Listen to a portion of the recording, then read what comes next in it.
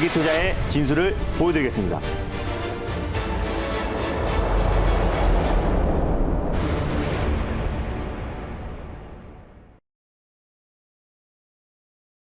네, 여러분 안녕하십니까? 오늘도 힘차게 달릴까 말까 시작하겠습니다. MBN골드 김준호 매니저와 함께하겠습니다. 매니저님 안녕하십니까? 네, 반갑습니다.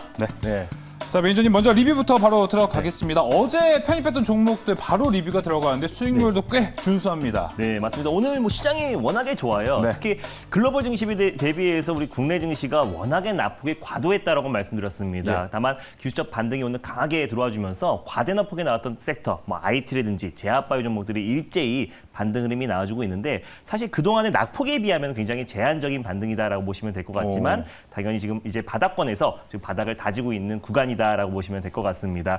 제가 전에 소개해드렸던 종목들도 시장 대비 굉장히 강하게 반등 흐름이 나와줬고요. 다만 제가 최근에 말씀드렸던 종목들이 최근에 시장이 조정이 나왔을 때 네. 그다음 비교적 안정적인 종목이었기 때문에 오늘은 약간의 차익 매물이 출회되고 있습니다. 장 초반에 6% 이상 상승 흐름이 나와주면서요. 우신 시스템 같은 경우는 대표적인 리비안 관련 수혜 종목이다라고 말씀드렸습니다. 자동차 차체, 자동 용접 라인, 또 설비 라인을 공급하고 있는 기업이기 때문에 리비안뿐만 아니라 현대차 그룹, 또 글로벌 완성차 업체에게 또 설비 라인을 공급하고 있다라고 말씀을 드렸어요. 그래서 오늘 6% 상승이 나와주다가 살짝 좀 차익 매물이 출회되고 있지만 변동성이 좀 확대될 수 있다라고 보시면 될 것 같습니다. 이번 주에 리비안 실무진이 이제 한국을 방문하기 때문에 관련해서 기대감은 살아 있다라고 보시면 될 것 같은데 익절 라인 때와 손절 라인 때와 다시 한번 목표가를 설정해 드리면은.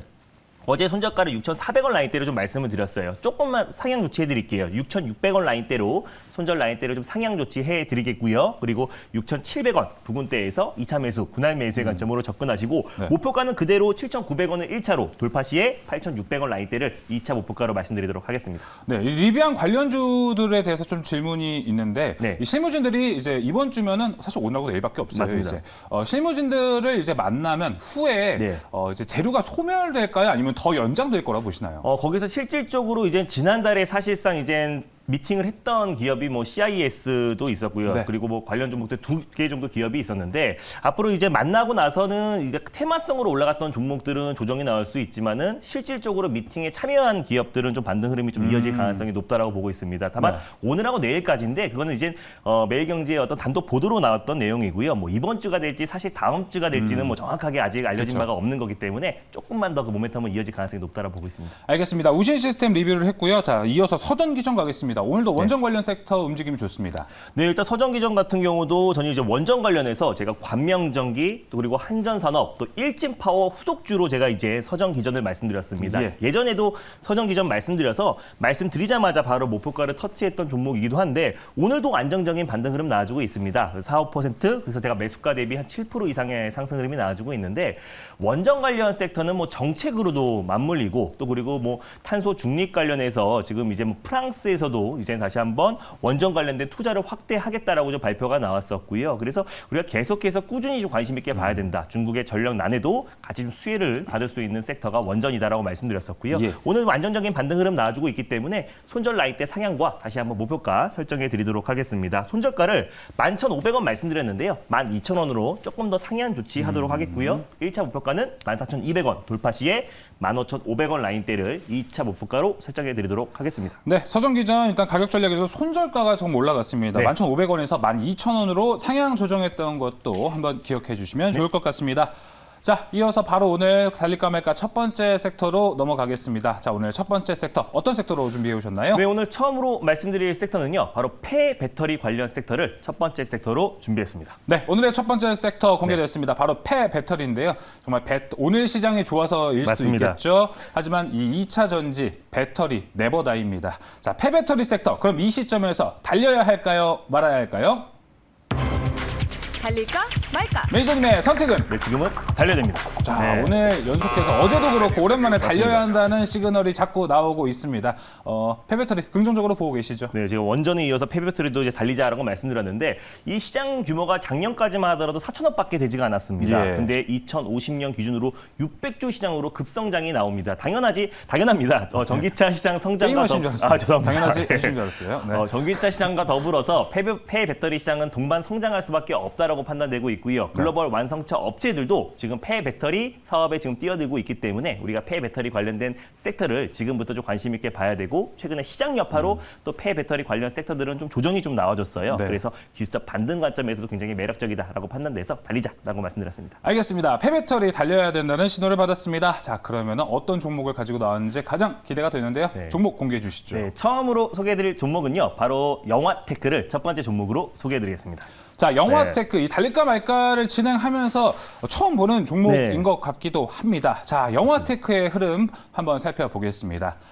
최근 시장에서 영화테크 한번 올랐다 하면은 10%, 20% 쭉쭉 올라갔었는데요. 맞습니다. 오늘도 강세를 보여주고 있습니다. 3.8%대 상승했고요. 25,000원에 거래되고 있네요. 네, 일단 뭐 영화테크는요. 폐배터리 관련해서 가장 대표 종목이라 보시면 될 것 같습니다. 근데 수소 전기차, 그러니까 수소차뿐만 아니라 이제 전기차에 들어가는 전력 변환 장치 그리고 고전압 부스터를 개발하고 있는 기업이라 보시면 될 것 같아요. 그래서 사실상 이제 전기차 관련 수혜주로도 묶이고요. 또 수소차 관련 종목으로도 묶여 있다라 보시면 될 것 같습니다. 최근에 현대차에서 현대모비스에서 또 이제 수소 경제 활성화뿐만 아니라 또 수소 관련해서 이제 글로벌 연료 전지 관련해서 선도하기 위해서 이제 생산 거점을 두 곳을 더 추가했습니다. 울산과 또 그리고 인천에 두 곳으로 추가했고 1조 3천억을 투자해서 내년 하반기부터 본격적인 양산에 돌입하겠다라고 계획을 발표했는데 일단 이제 2019년부터 이제 넥소에 수소 연료 전지 수소차 부품을 공급하고 있는 기업이 영화테크고요.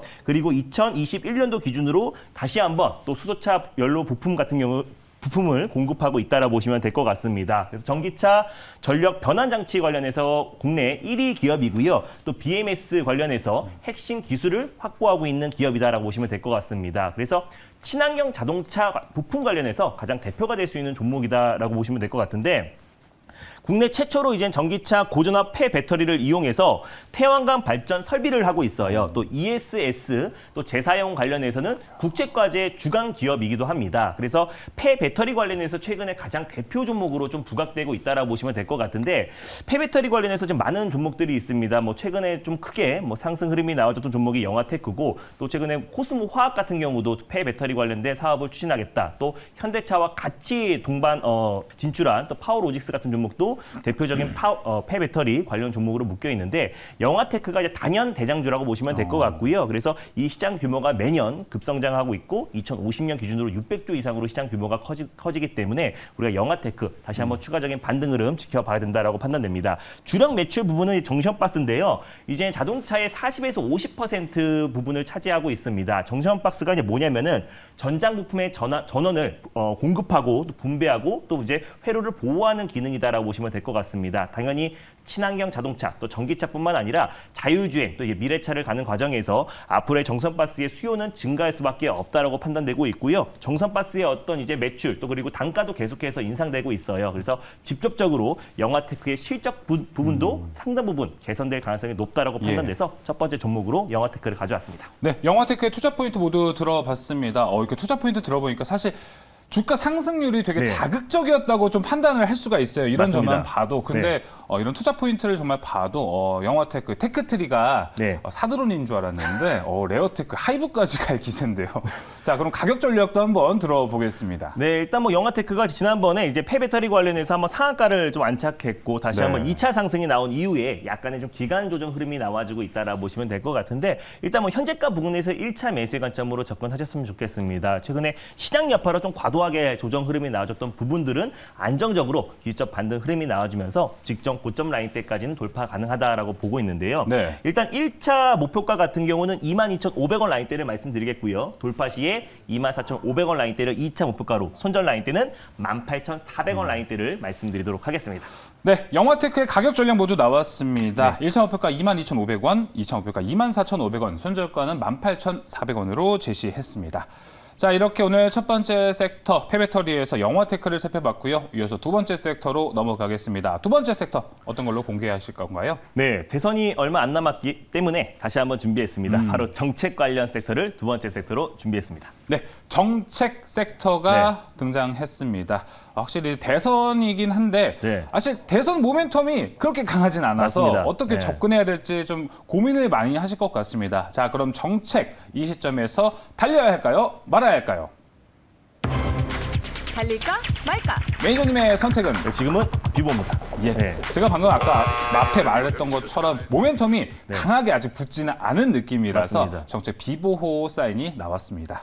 네, 일단 뭐 11월부터 이제 본격적으로 정책주들이 드라이브가 걸릴 수 있을 거라 보여져요. 뭐 일부 인물주들이 좀 변동성이 좀 확대되고 있는 맞습니다. 시점인데 일단 뭐 더불어민주당의 이재명 경기도지사가 이제 확정이 됐고요. 그리고 이제 국민의힘도 경선 레이스가 돌입이 되었습니다. 그래서 인물들은 이제 어느 정도 윤곽이 잡힌 상태에서 이제부터 좀 정책 관련 종목들을 봐야 되는데 사실상 최근에 시장 여파로 정책 관련 종목들 또 개별주 그 IT, 제약바이오 섹터, 전 섹터가 조정 흐름이 나와줬기 때문에 지금 현 시점에서 좀 가격적인 매력도 충분히 발생했다라고 판단되고 있습니다. 그래서 네. 기술적 반등 관점에서 또 정책 관련해서 이제부터 드라이버가 걸리기 때문에 제가 정책 관련 종목들 관심 있게 보되 선별적으로 대응하자는 의미에서 비보호로 말씀드렸습니다. 네, 정책 관련해서 그럼 어떤 종목을 오늘 가지고 나오셨나요? 네, 오늘 두 번째로 소개해드릴 종목은요. 이제 부동산 공급 관련해서 가장 대표가 될 수 있는 종목이다라고 판단돼서 예. 가져왔습니다. 바로 NX를 두 번째 종목으로 소개해드리겠습니다. 자, 두 번째 종목, 달릴까 말까 단골 종목 네, 오랜만에 맞습니다. 나왔습니다. NX인데요.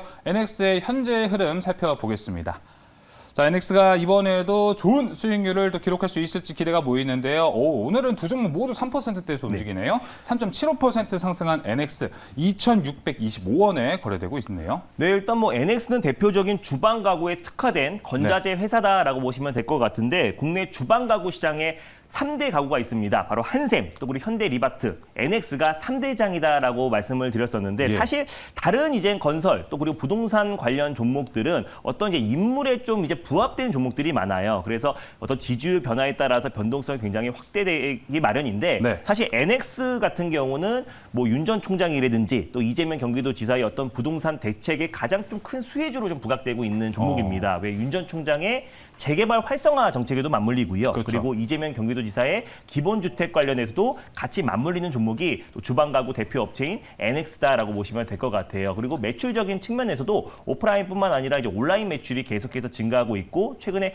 B2B뿐만 아니라 B2C 매출도 계속해서 점차 증가하고 있다는 점이 실적적인 부분도 충분히 개선되고 있다는 점도 굉장히 매력적이다라고 판단되고 있고 최근에 시장 여파로 좀 조정이 나와줬던 네. 부분들이 충분히 기술적인 반등도 흐름이 이어질 가능성이 높다라고 판단돼서 두 번째 종목으로 오랜만에 NX를 가져왔습니다. 네, 두 번째 종목 NX입니다. 방금 말씀해 주셨던 것처럼 이 섹터를 소개할 때도 이 드라이브가 걸 때를 네. 대비하자 이렇게 얘기해 주셨고 맞습니다. 이제 야당에서도 윤 의원, 윤 후보, 홍 네. 후보 모두 이제 NX와 비슷한 기조, 정책을 갖고 있기 때문에 네. 충분한 모멘텀이 될 것 같습니다. 자, 그럼 NX의 가격 전략 들어보겠습니다. 네, 물론 정책 관련해서 단연 이제 부동산 관련 섹터들은 늘 드라이버가 걸릴 가능성이 높고요. 일단 현재가 부근에서 1차 매수의 관점으로 접근하셨으면 좋겠고 손절 라인대를 2,320원을 가져왔습니다. 그래서 네. 손절 라인대 종가상 이탈시 손절 라인대 잡고 대응하셨으면 좋겠고 1차 목표가는 2,850원, 돌파 시에 2차는 3,100원 라인대를 제시해 드리도록 하겠습니다. 네, NX의 가격 전략도 모두 공개가 됐습니다. 1차 목표가 2,850원이고요. 2차 목표가는 3,100원으로 제시해 주셨습니다. 자, 이렇게 오늘 폐배터리 섹터, 정책 섹터 안에서도 가구, NX 쪽을 함께 살펴봤습니다. 자, 오늘 방송에서 못다한 이야기 김준호 매니저님 따로 만날 수 있는 방법 있을까요? 네, 맞습니다. 지금 시장이 바닥을 다지고 있고요. 오늘 기분 좋게 양시장이 반등 흐름이 나와주고 있는데요. 제가 운영하는 클럽에서 전일도 대원 화성 거의 40% 이상의 강한 상승 흐름이 나와줬고요. 전일 매수했던 DPC도 오늘 폭발적인 상승 흐름이 나와주고 있습니다. 연일 수익 랠리를 이어가고 있는데요. 또 내일 또 강하게 올라갈 종목을 오늘 오후가 아니라 저녁에 하도록 하겠습니다. 그래서 9시 20분에 저녁 9시 20분에 무료 방송을 통해서 많은 참여 부탁드리겠습니다. 저녁 몇 시라고요? 9시 20분에 유튜브와 MBN 골드 사이트를 통해서 네. 많은 참여 부탁드릴게요. 네, 오늘 저녁도 김준호 매니저와 함께 하시면서 좋은 투자 정보 얻어가시길 바라겠습니다. 자, 김준호 매니저 이만 보내주도록 하겠습니다. 매니저님 오늘 말씀 감사합니다. 네, 감사합니다.